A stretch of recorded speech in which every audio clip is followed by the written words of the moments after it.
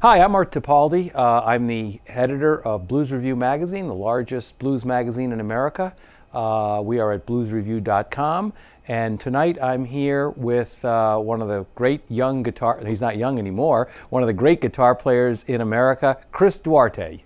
Am I comfortable with finding my voice and how is my evolution coming with my playing? Yeah.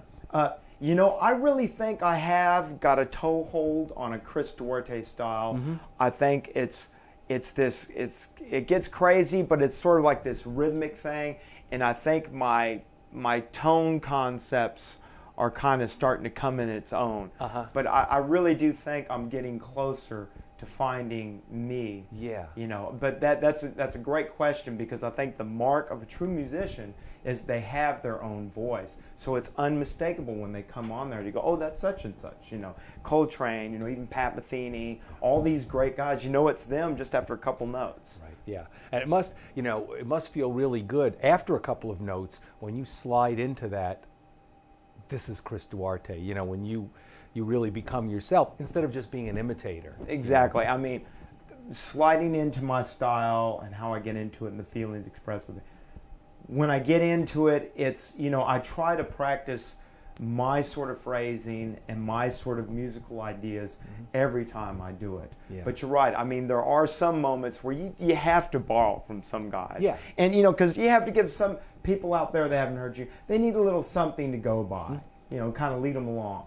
But eventually, what I've been most proud of in my career is that I play like 95% of my own stuff. I'm not playing cover stuff. I hardly play any cover songs. And I've been able to do my thing for 16 years. That's right. So it's pretty amazing, and I'm still out here doing it. So I think I'm doing something okay. Yeah, yeah. Well, it's also the artist's search for that expression, you know, that unique expression. And there's guys like you, guys like Kenny Wayne Shepherd, you know, a whole bunch of you guys who sort of came of age in the 90s who are still at it today.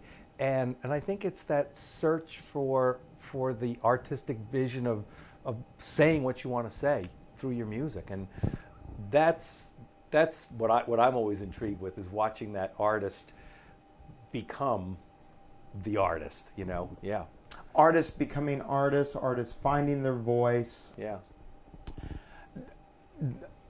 I will be on the search till the end of my life. Yeah. You know, trying to find that and trying to hone it and sharpen it and get it to be like me. You know, I still want to sound like Coltrane. Right. Still want to sound like Beck. Still want to sound like Stevie. But at the same time, like I said, I'm still finding myself. Right. And that's what I've seen a lot of younger players, where it's like, well, time's on their side. I'm still waiting to hear them. You know, I used to say that about Kenny. You know, I said I love his new stuff.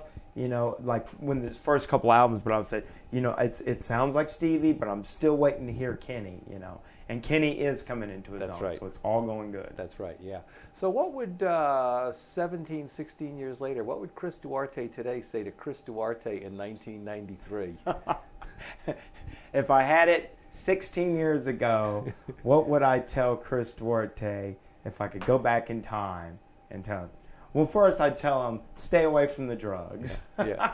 Stay away from that. Clean up your act and practice your chords more. Learn how chord harmonies move around more. Oh, okay. Because it's only going to give you more colors to paint with. Right, right.